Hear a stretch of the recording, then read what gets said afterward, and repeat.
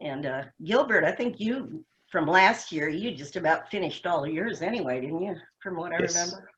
And I think last year I only required 2 outside private sessions. Is that accurate? Yep. Yeah. And I may change that this year.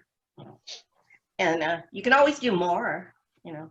I'm one of those people that's so crazy on hypnosis. I usually do more than what they ask me for. And they say, please stop sending us so much stuff, you know, just because that's the way I am. Because I do have a couple of other things I'm adding, because this training's always changing, which is why you can take it again anytime for, I forget what it is. It's like 175, I think, to redo the entire training anytime in the future.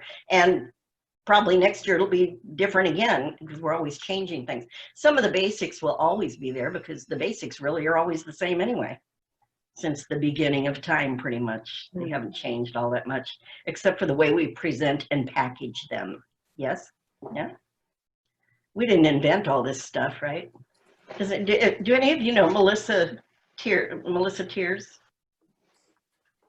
Yeah.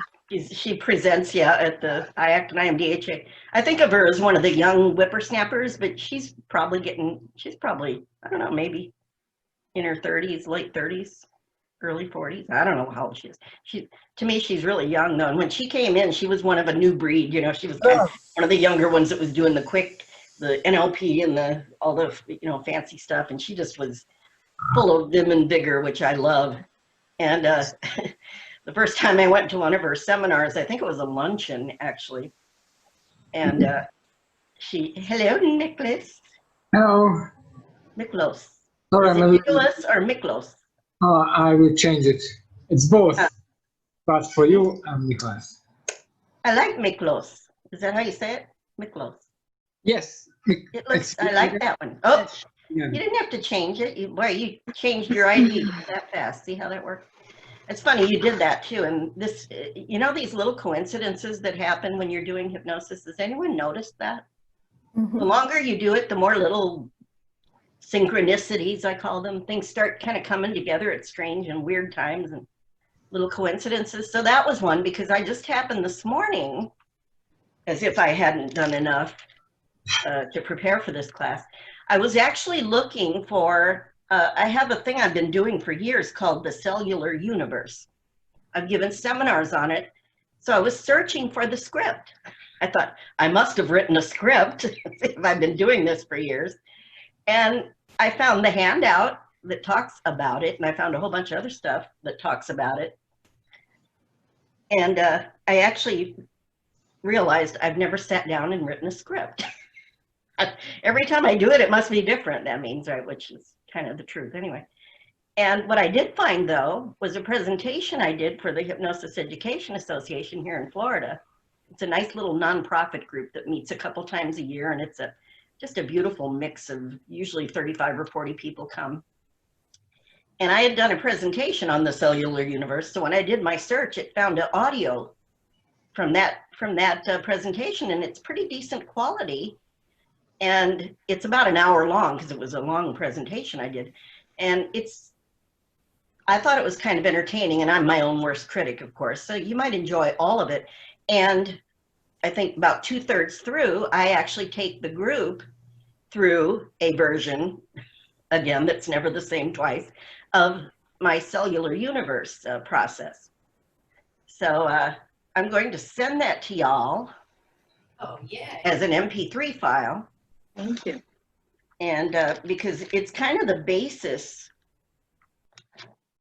for what I called in my dissertation psychoneural regeneration. Doesn't that sound cool? PNR. It's not trademarked or anything, but I invented it. So if you see it out there, they stole it from me. Anyways, psychoneural regeneration is the idea of some of my first medical teachers taught me about, that you can, with your mind, reprogram the cellular structure. Bruce Lipton talks about these things, all of that. I'm not really starting the class yet, although it might sound that way, because once I get started, it's hard for me to stop. But anyway, at the beginning of that, the reason I brought it up now, at the beginning of the MP3, as I'm listening to it this morning, I start out by talking about who am I, and I'm talking about my name and how they had printed my name differently in like 3 different places. In the program, it was one name, and then on my badge, it was a different name, and in my handout, it was. And so I went through this whole thing about changing my name, and what happens? Nicholas comes on and changes his name right before our very eyes. He transformed himself. So see, transformation really is easy, isn't it? It doesn't take, it takes If just, you know how. if you know how, that's right. And we all do, don't we? And Tom Peters, he's a management guru. He said, change happens in a nanosecond. I think he's the first person I ever heard use that word. I thought he made it up, but I guess it's a real word. It is. So change does happen in a nanosecond. And Yeah, then I think, well, how come some of my clients take a long time for change? Well, that human conscious part of our mind has to be convinced first, I think. As soon as we convince it to let go and trust, right? Then the unconscious goes, well, this is easy. Bang, and it's done. But we put roadblocks up with our conscious mind, don't we? Oh, it can't be this easy. Oh, this is going to be hard. Oh, how, you know, I've had this problem forever, so it's going to take a while. And, you know, we play games in our head that get in the way. Yeah. Annie? Yes. I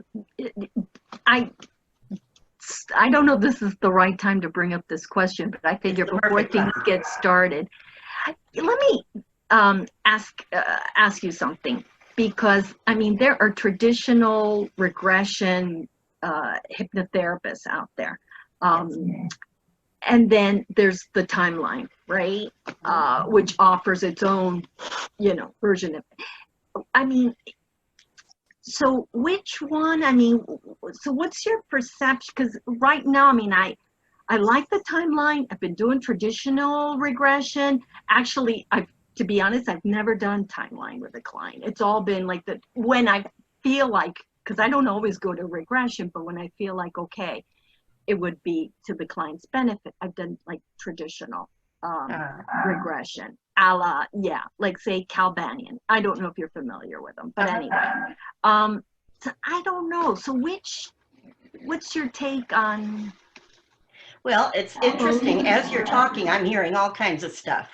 And the first thing I heard was traditional regression. And I realized, I'll bet if you asked each of the people on this call already, Yeah, they'd tell you what their impression of what those words mean would be different. yeah. So it's kind of like saying normal. What's normal, right? Depends on your frame of reference, right? Yeah, yeah. So to me, regression happens in the pre-talk every time you ask your client to tell you about what's going on with them. They already go into trance, and as they're talking about the history of their problem, they're doing a regression, aren't they? Lots of opportunities. That's why I still say the pre-talk is, you can get a whole lot of the work done in the pre-talk before you even start the formal induction, the ritual, because they're already going into trance by telling their story. You're hearing about their belief systems surrounding their story. You're hearing about their identity, we were just talking about, who they are that came through that, what they've learned, what the baggage they've carried forward. You're hearing a whole lot of really useful information, and knowing that they're in a little bit of a trance, you can also tap into some of those resources that pop up in their story. And what I do when they tap in, when they're telling their horrible story, which is usually pretty dramatic in a lot of cases when it's a long-term physical thing. And every time they tap into something where they lighten up or they show strength, when a resource surfaces, I hit pause right there with them, because I know they're in trance already anyway. I'm going to hit pause and ask them, tell me more about that. Tell me more about that time when you overcame that, or when you got through that. Because you just said you learned something, or you see something in them, and bring it forward and anchor it in, even if they don't know what an anchor is yet. And it's an opportunity to start already teaching them how to interrupt patterns, access strengths, anchor them in, and start building on those. Start creating a resource anchor that they can bring forward then. And so to me, regression happens in every session, whether we do a formal traditional regression or not, whatever that means to each of us. Now, when you're talking about regression, I guess we are sort of starting, aren't we? Is it time? Oh, it's time anyway. So where is everybody? They're missing out. Did I hit record? I hope. When you talk about, thanks, Gilbert. Alexandra, when you talk about regression, are you talking about past life regression specifically, or are you talking about just generic regression? Getting, for example, the time tunnel technique, affect bridge, Yes. those sort of techniques. Right. As opposed to say, the time tunnel, you're pretty much using the feeling to regress, so those techniques as opposed to the timeline. And again, these are all techniques, right? Timeline is a technique. The library technique, which I don't think I've sent you guys, that's in our original training because that was one of my first teachers. The library technique has regression built into it by way of going back through books that contain memories and events from your history. That's the way it does it. And it also has a way to do it where you do go into past life, if that's what the person believes and feels is appropriate, or sometimes even if they don't believe it. I don't know if any of you have had that experience, but I had one gentleman very early in my career who had a past life experience, which he determined was that when he came back, and he said, I don't even believe in that, but I know I went somewhere before I was born. And I go, cool, tell me about it. What'd you learn? And he had all kinds of stuff that had happened. So again, past life, I don't know if y'all knew who Dick Sutphin is. Dick Sutphin? I've heard of him, yeah. Oh my goodness. Oh my goodness. Okay. Dick Sutphin, he was the president of the American Board of Hypnotherapy for a while, but he's been around for decades. I was trying to think of his website name. He's got thousands of DVDs and videos and things. Anyway, I think he's in Arizona again now. But he's done a lot of stuff on metaphysics and past life regression and things like that.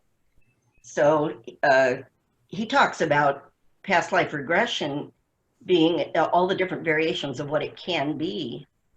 And it goes from everything to one thing I remember him saying is, even with himself, pretty much everybody, when they come back from a past life regression experience, say, I think I just made it up.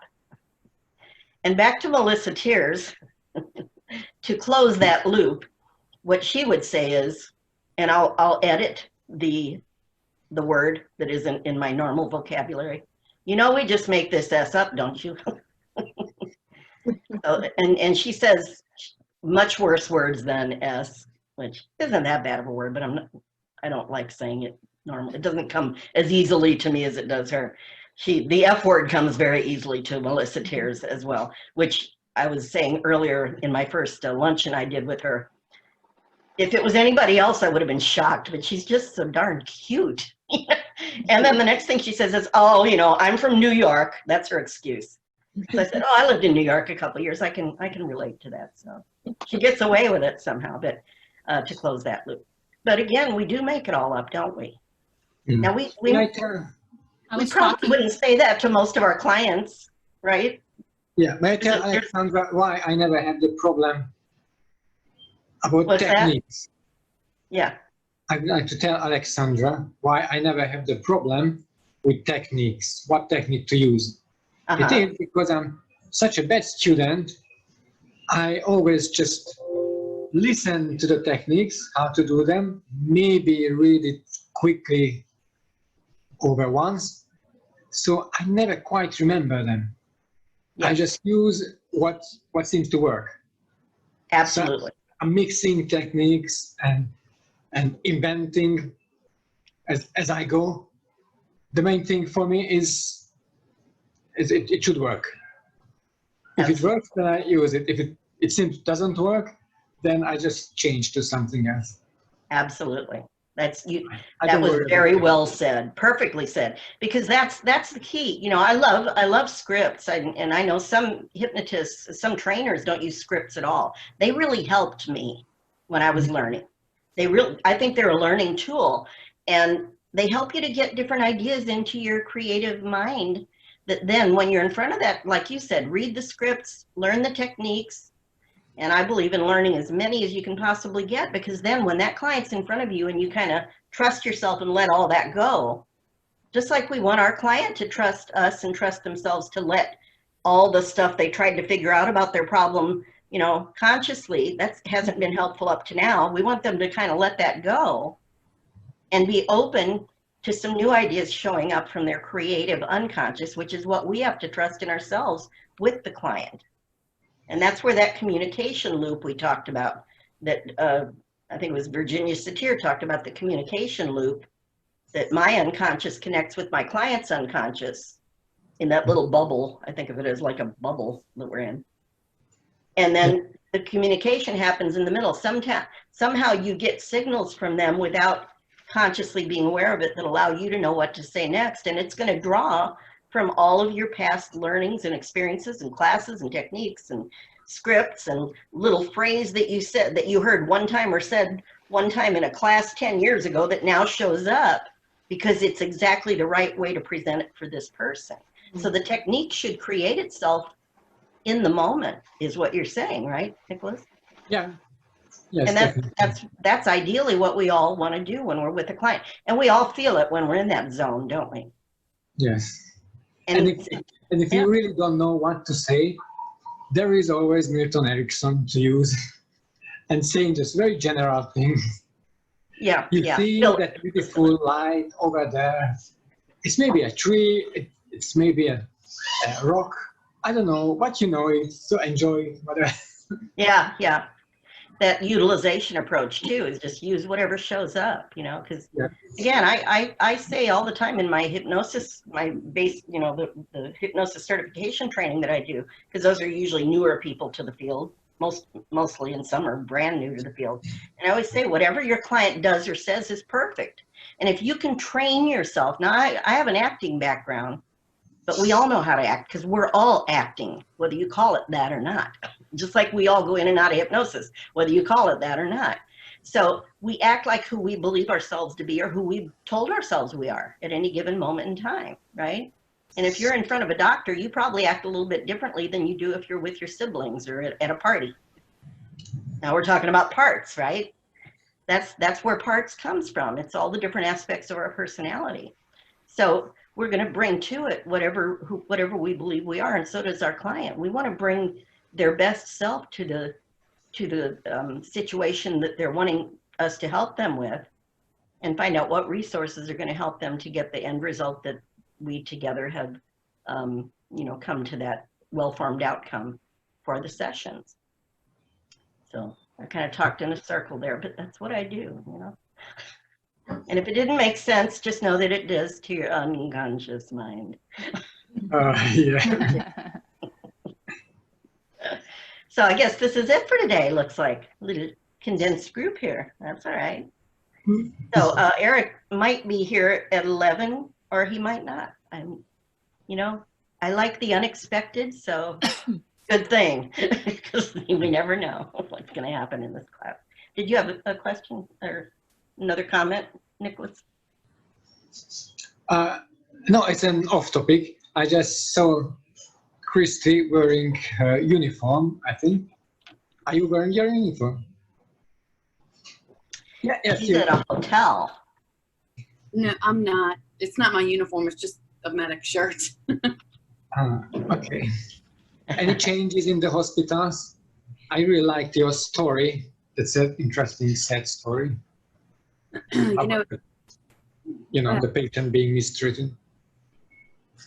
Actually, that's a great question. I'm glad you asked. There is zero, let me say it again, 0 cases at the Metairie Hospital I work in, East Jefferson, and no one has heard that on the news. Yeah, I wonder why. Everything you hear. Oh, even locally up where you are, even locally, they're not. No, I'm at ground zero. I am there with them. There are 0 cases of COVID at the hospital. Interesting. What state are You you should in? call a Christy? local TV station and see if you can get on to talk about it. Louisiana. Hmm. You know what? I don't know. I'm so passionate about that. I don't know if I could keep my composure for live TV. You probably get in trouble, which is part of the problem, isn't it? Exactly. Yeah. And if I wasn't trying, if I didn't have, my career wasn't up and coming, then I wouldn't have a problem with it. But I'm going to tread lightly at this point. Well, we could have a whole day of talking about these kind of things, couldn't we? Because again, perceptions and priorities, we all have to, like I said, we're all constantly weighing the importance of what we're about to say or do.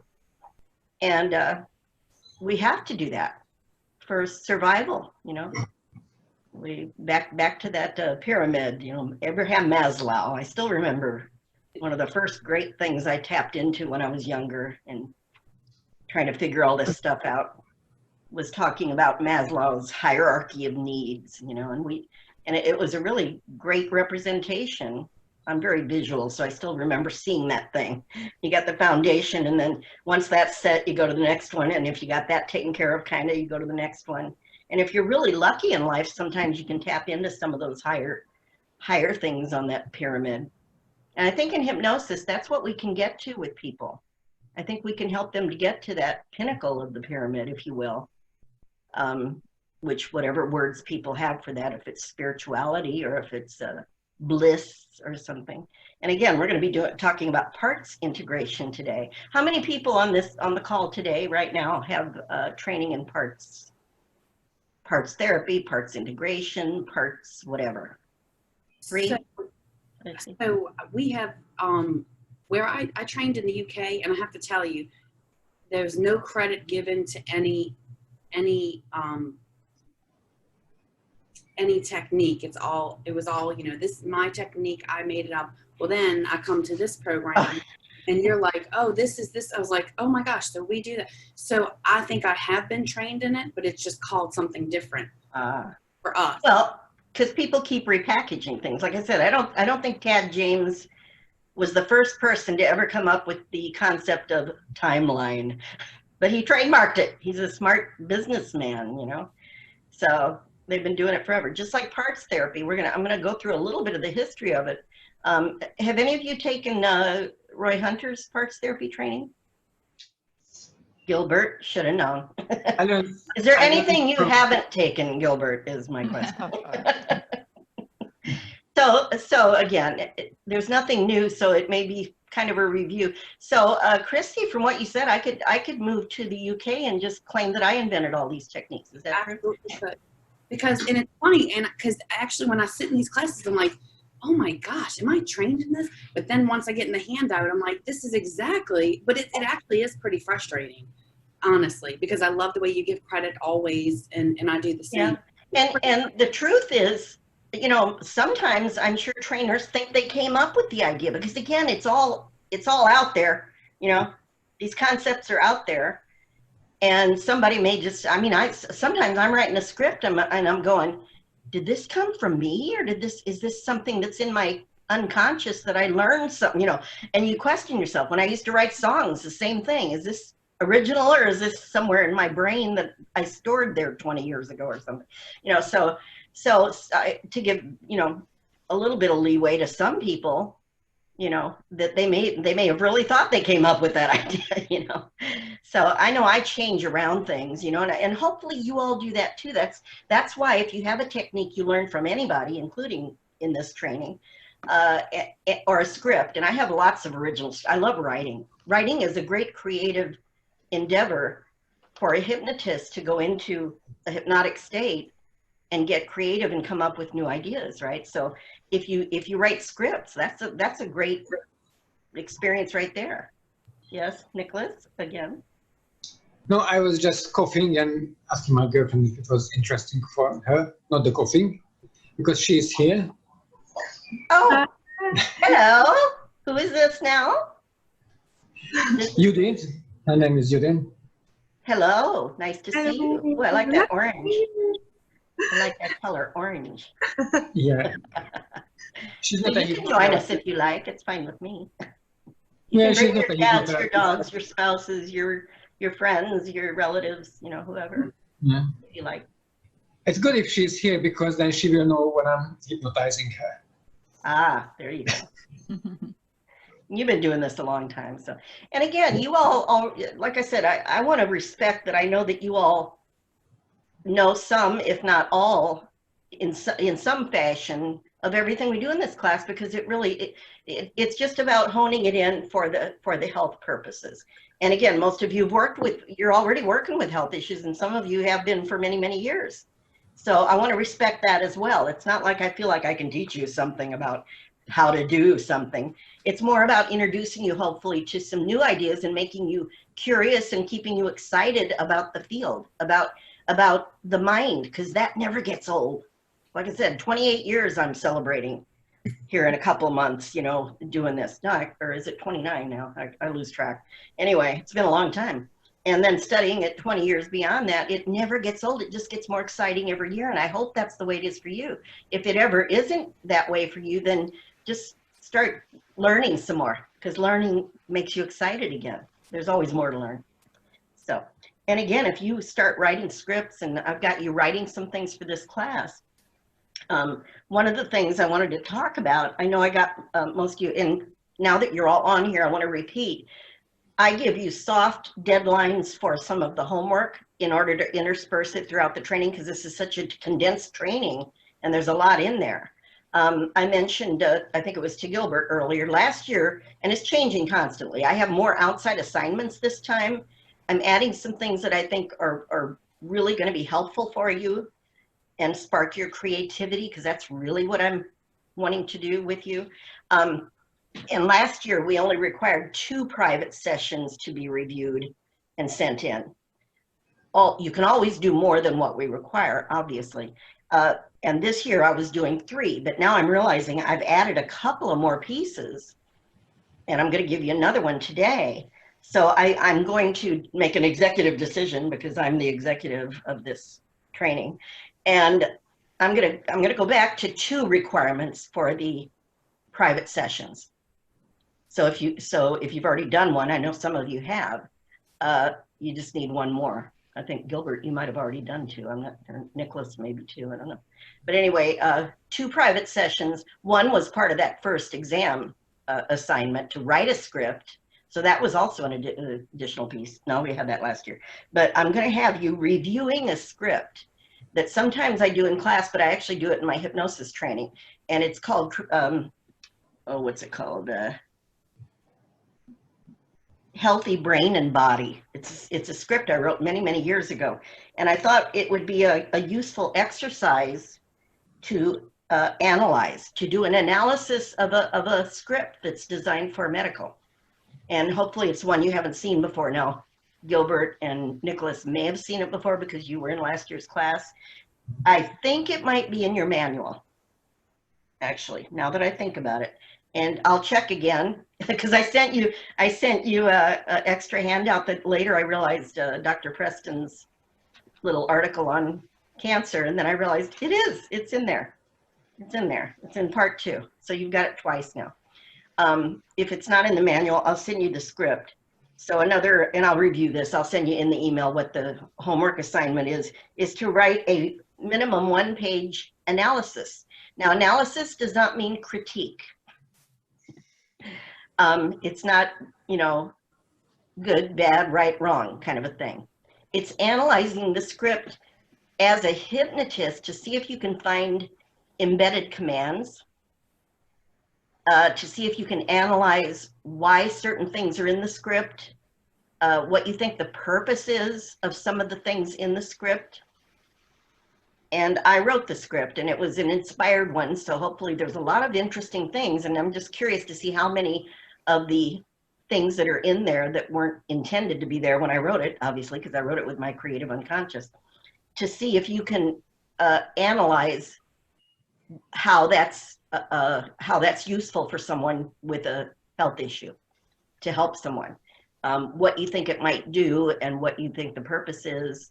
And if you noticed, there's a little bit of regression embedded in this part, there's an embedded command. Just so you get the idea of what I'm talking about. I'll see if I usually write a little clearer than I speak, so I'll see if I can get that a little more succinct in a short paragraph of letting you know how I want you to analyze the script. Again, it's not a review, it's an analysis. from a standpoint of a hypnotist. Yeah. Sorry, is it the time travel for positive change? That's the script. That's a different one. No, no, I sent you that one already, right? That was a script I wrote that had to do with the last class with timeline. Ah, okay. It was an example of a variation of a timeline idea of a script that I wrote, an original script. Today, we're going to do breakout sessions, 2, 4, 6, so we can do 3 groups if this is what we end up with. Depending on when and if Eric comes, I plan to do that after he's gone, because again, I'm not sure when he's going to be popping in, if at all. So I sent you, did you all see the email I sent earlier with the parts introduction and stuff? Now, even if you've already, and I know Gilbert, you have taken a very extensive parts therapy training from Roy Hunter. Again, he didn't invent parts therapy, and neither did his mentor. Well, he might have coined the term. I'm not even sure about that, but it sounds like he might have coined the term parts therapy. And yet there's a lot of different variations, like there are all of these things.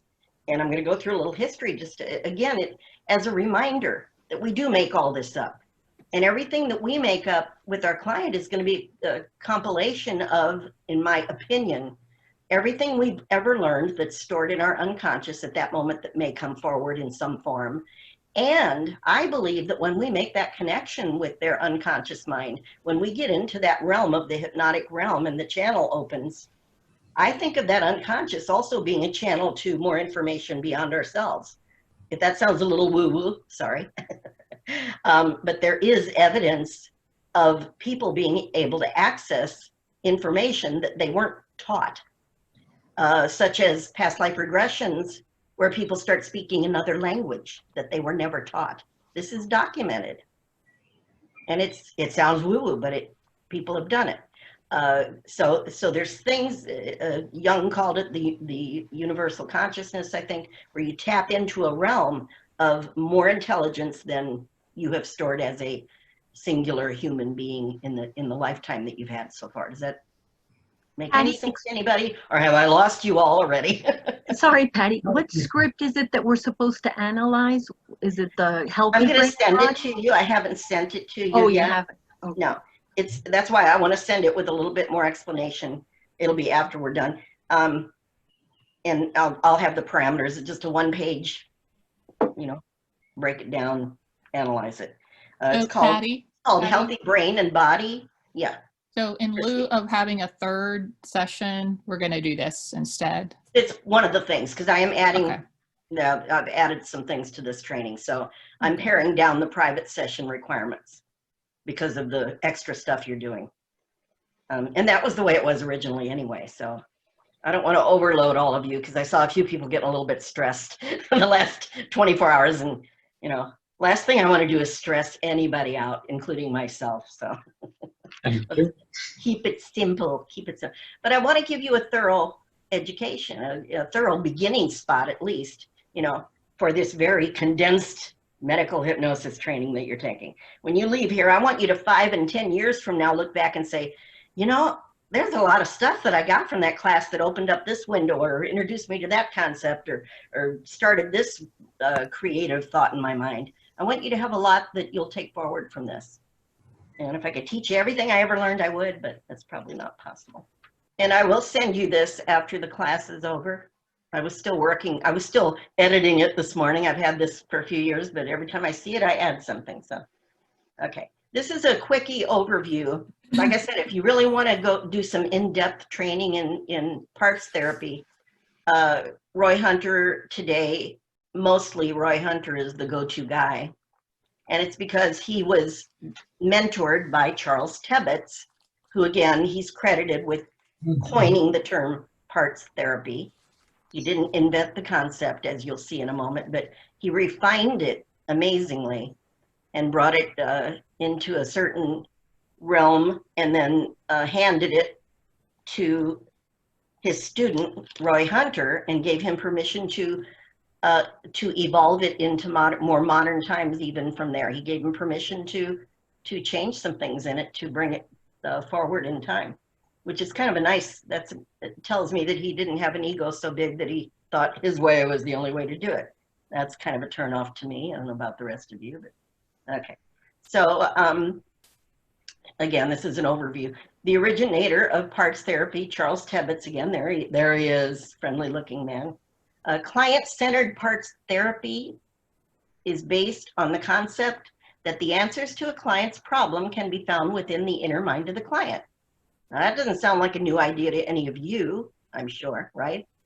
But that's what he said. The 4 hypnotherapeutic steps are to discover the cause. So again, we've all heard and done techniques, getting back to the root cause, the initial sensitizing event, ISE, there's a lot of different names for it. But to discover that cause, to release and or reframe, right? To get the unconscious relearning, and then post-hypnotic suggestion and imagery. Now, if you took those 4 things and you weren't applying it to necessarily parts therapy, you could apply it to anything you do in hypnosis pretty much, couldn't you?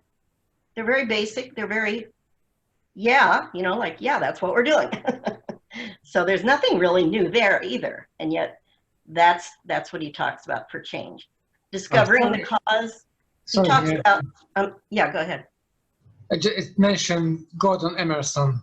I've learned from Gordon Emerson, the ego state. Oh, very nice. Yeah, we're going to talk about him in a minute. You actually trained with him?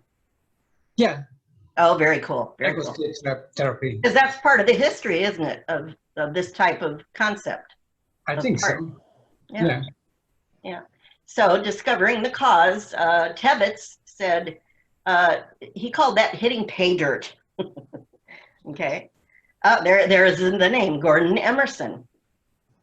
In his book, Ego State Therapy, he says that both the client's and the therapist's speculations regarding the cause are often inaccurate. Again, this is one of the tricky things of teaching hypnosis to new students, is to get them to realize, don't think you're going to come up with the answer in your own mind. Wait until it shows up on its own and then recognize it. And if you're recognizing it, the client will also recognize it. And that's different, isn't it, from the old days of psychotherapy where you were giving the client the answers. You were telling them what you think it's all about, right? We don't, and so Emerson was ahead of his time in a way. So let's see.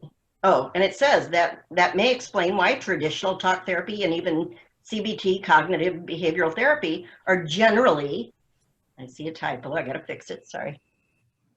I used to be a editor, proofreader, so that kind of stuff. I'm always finding things. May explain why those things are generally less effective and may have only temporary results because they're dealing primarily with the conscious mind, the logical part of the mind. Hypnosis goes deeper than that, doesn't it? Which means it gets to the root, it gets to the cause. When unconscious resistance exists, parts therapy techniques can be used to enable the unconscious to reveal the cause of the problem for resolution at both the conscious and the unconscious levels of mind, causing permanent, profound changes to occur. So again, once the unconscious resolves it, the conscious mind becomes aware that it's resolved. It may understand and have an awareness of how it was resolved, or it may not have a clue, but it knows it knows it was resolved. And I'm sure you've all had that experience. I think more times than not, the unconscious takes care of it and just lets the conscious mind know, okay, this is done. And it comes as a feeling, as a sense, like, I don't know what happened, but I know that that's not there anymore. They feel it, they sense it, get it? So it's more profound change because it is both, you know, all of the parts of the person get it. And again, we're talking about parts therapy, so that makes sense. The second part, release, talks about facilitating forgiveness and or understanding unconscious release from the cause of the problem. Again, they may not be aware of what happened on a conscious level, but they feel it, they sense it, they know something isn't there anymore. The block is gone, so to speak. So the release must take place, again, at both the unconscious and conscious level and not at the conscious level alone. Conscious change is usually temporary.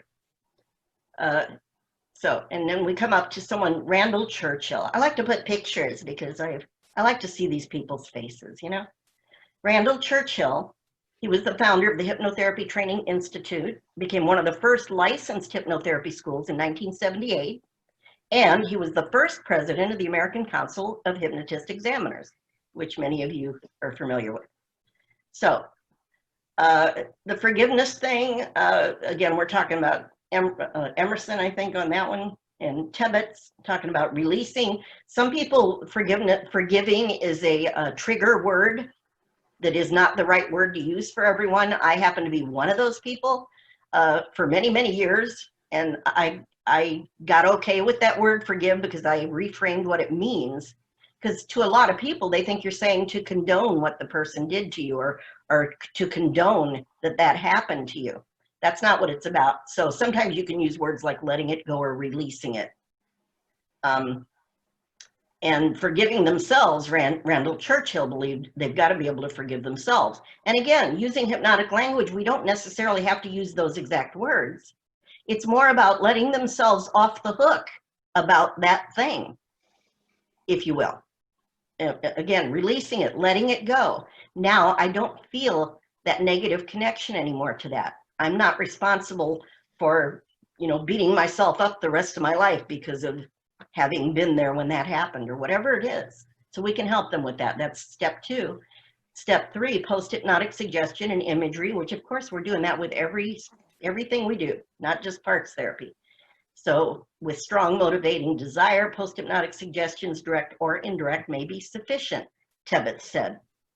Again, their desire. I always say that, and I may have said this in this class, the stronger your client is motivated, the faster and more efficiently the results are going to come. So that first session pre-talk to me is so essential to get them emotional, get them excited, get them, you know, get them ramp up the importance of what they're doing. Because the more they ramp it up, how important it is to make this change, then I feel like the unconscious radar goes up and it's really going to start watching for anything and everything and listening and all of that, detecting those things that are going to help both in the hypnosis session and outside after they leave your session, between sessions. They will be able to recognize things that are going to help them move in that direction. So you want to get that motivation up. Without a strong desire, the conscious or the unconscious can block the suggestions, of course. And there's evidence that a person in hypnosis is not under the control of the hypnotist. So that tells them that, right? Because they can block suggestion. Okay. The origins of parts therapy concept has a bunch of variations. Now we're talking about ego state therapy, voice dialogue, subpersonalities, and there's a lot more that help clients resolve inner conflicts. Parts therapy is appropriate when there's a conflict. That's the ideal thing. Somebody comes in and says, you know, and they may even use the words, part of me wants to quit smoking, but another part of me really loves it, you know. Right away, you go, gee, they just told me what kind of a technique is probably going to be appropriate here. If it's a health issue, there's a part of them that, okay, and I have to be really careful how I say this. It's not like a part of them gave them the problem, the condition, the disease, but a part of them that is supporting it or that is interfering with them dealing with it in the healthiest way possible, if that makes sense. Processing it, if you will. Just like we can process negative emotions in hypnosis, we can process physical limitations. We can process people with a virus very close at hand here these days. You know, it's no different than we work with allergies. The system is responding to something. Yes, it's an outside thing coming into their body, perhaps, in some cases, and yet how their body is responding to it is where the client has the power. And that's where we have the ability to guide them to enhance their ability to process those things that are either already in their body or coming into their body, to process them in a healthy way and to eliminate the substances or whatever they are in healthy ways, like our body does every single day of our life. Some things are more challenging to process for some people. But the way they think about it has everything to do with how easily and quickly their body will figure out how to process it and adapt and change, which is what we're always doing again. So again, there's a lot of different names for all these things. The late Charles Tebbetts based his parts therapy on Paul Federn's work and evolved it into a client-centered approach, combined it with deep hypnosis in order to help clients resolve inner conflicts. Now, Roy Hunter, again, he updated the work of Tebbetts, explained why parts therapy, client-centered parts therapy differs from most variations of parts therapy. And it's based on the concept that the client's inner mind can resolve inner conflicts. When Tebbetts did it, he would be like a mediator that would come up with suggestions, which was more the style of the day, and come up with solutions and offer possibilities. With the way that it was updated by Roy Hunter, which I fully appreciate, is that it's more coming, those ideas are going to come from the client. So you're more of a mediator than a moderator, if that makes much sense. So you're more asking questions and letting the client come up with the answers. How cool is that? So based on the concept that personality is composed of a number of various parts, and the way we explain it to the client so that they don't think we're talking about, schizophrenia, and all that stuff is very important. We just want to let, there's different hats we wear, is one way that Roy Hunter says it. You go to a party, just like I said earlier. If you go to a party, you put on your happy part, your outgoing part, maybe your party part, you might call it. And if you're going to a more solemn occasion, you might put on your solemn part. If you go to a class, you put on your student part. There's different aspects that your mind knows to bring forward based on that part that you're knowing is appropriate for that experience. So let's see here. There's Paul Federn there. Again, that's who Charles Tebbetts had taken some of this from. Let's see here. Charles Tebbetts on Miracles on Demand was one of his books. He says in 1952, Federn described Freud's ego states. Okay, that's another precursor to parts therapy, right? He described Freud's ego states, the id, the ego, and the superego, as resembling separate personalities, much like the multiple personalities illustrated in the celebrated case of The Three Faces of Eve. Anybody seen that movie? Really cool movie.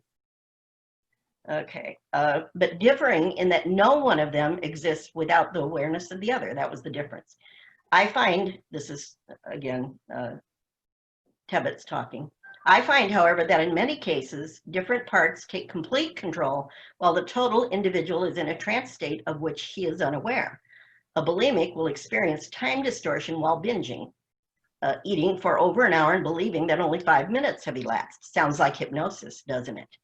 It's a state of hypnosis. Hey, both personalities know that the other exists, but the first is unaware of the other's existence during the period when the deviant behavior. So in his class, Charles Tebbetts, he referred to the ego states as ego parts. That's kind of, he updated it, and then later shortened it to parts. So that's how he came up with parts therapy. Carl Jung, like Federn, believed that we have at least 3 parts, and there's different people that have separated, just like the conscious, unconscious, superconscious, all these different subconscious. Some people separate the mind into different layers in different books or things that you can read about. Same thing with parts. Certain people, what happened to my picture? Certain people had it in different really specific parts. Some people even gave the parts names. We'll talk about that maybe if it's relevant. But anyway, it's all just somebody's impression of what this is all about. So Tebbetts only mentioned Jung a few times in his class. Primarily, he gave credit to Federn for him developing the parts therapy concept. Ego state therapy, Dr. John Watkins and Helen Watkins, his wife, they had this thing called ego state therapy. I had this book for a while. I don't know if I lost it or sold it or somebody took it. I'm not sure. But anyway, this is Gordon Emerson. book, which takes ego state therapy from the Watkins, and again, this is from back in the 70s, takes ego state therapy into the 21st century at warp speed, they say, with his important book, Ego State Therapy. And here's the book by Gordon Emerson. And I'm sure, Nicholas, you must be real familiar with that book, right? I did a paper on it, so I've got a synopsis of about 30 pages somewhere in my archives on that book. And it's an interesting book if you all are interested in finding it. It's still available, I believe. But it talks again about using ego states for resolving inner conflicts, therapeutic benefits. He believes that hypnosis makes ego state therapy more powerful, which validates what Charles Tebbets found. So again, all these people were teaching these things weren't necessarily hypnotists, but they all found that hypnosis amplified the processes. Voice dialogue is another precursor. Helen Sidra Stone, they came up with that term, voice dialogue, cool name.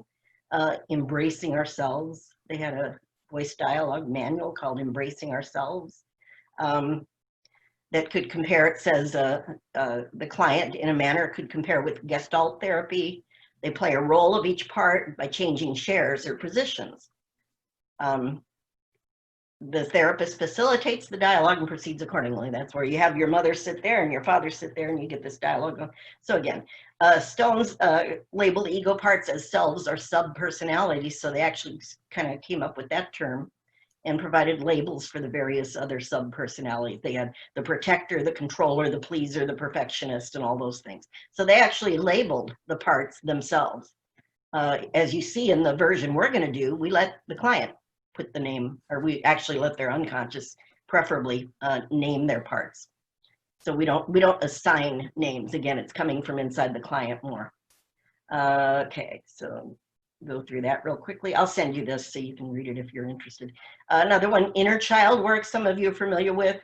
John Bradshaw, he really praised the work of Helen Sidra Stone.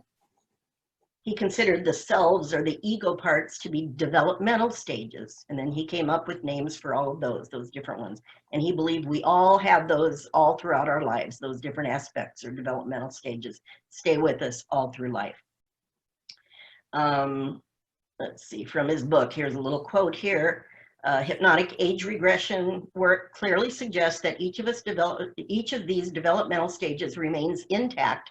There's an infant, a toddler, a preschool, and a school-age child in each of us who feel and experience just as we did when we were children. There's an adolescent in us who feels and thinks just like we did as adolescents. And, you know, it's no different than the way we think about hypnosis and the unconscious mind that has everything stored. So that it makes sense. Because if we do regression with someone and take them to age 5, what happens? If it's a really good regression and they're really in hypnosis nicely, they'll begin to talk like they did when they were 5, and they'll start to recall and remember things that they had long forgotten on a conscious level.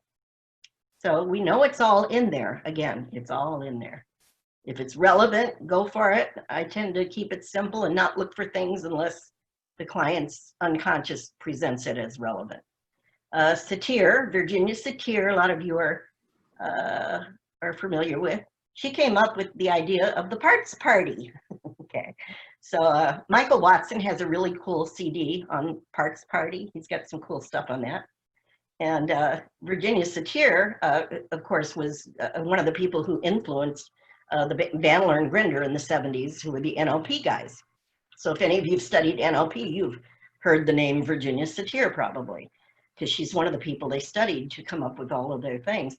And The New People Making is an interesting book that I have, again, had for many years, and I'm sure I did one of my papers on it for my research. And it's really it's kind of a cool book by Virginia. So and then Bandler and Grinder, again, they came up with something called 6-step reframe for the NLP realm. The parts therapy that I'm going to present today and give you for practice is a very condensed, again, it's a simplified for purposes of training. And again, some of you have had, this will look real familiar to some of you. It's the idea it's a combination, I should say, of the NLP and all these other parts therapy things. It's probably more from the NLP realm because it is simplified. I think they changed the name of 6-step reframe now, but I can't remember right now what they changed it to. If anybody knows, let me know. Okay. John Rowan, another one, he wrote about, excuse me, subpersonalities. A sip of my protein drink here. Discover your subpersonalities. And he talks about, are we just one person, just one self? Or do we have several little people inside us, all wanting different things? Why should we take it for granted that we have just one personality? Would it not make more sense to say that we are many? Many, we have, maybe we have more than one center within ourselves. So that's John Rowan, subpersonalities. Sounds all the same stuff, right? Some more variations. Nancy Napier, she wrote Recreating Yourself, Help for Adult Children with of Dysfunctional Families. And she names the parts as protector part, the resource part, those kind of things. So I will send you all this later. Any questions on that? Just a little background for those of you who maybe didn't take a lot of training, and a little review for those of you who have.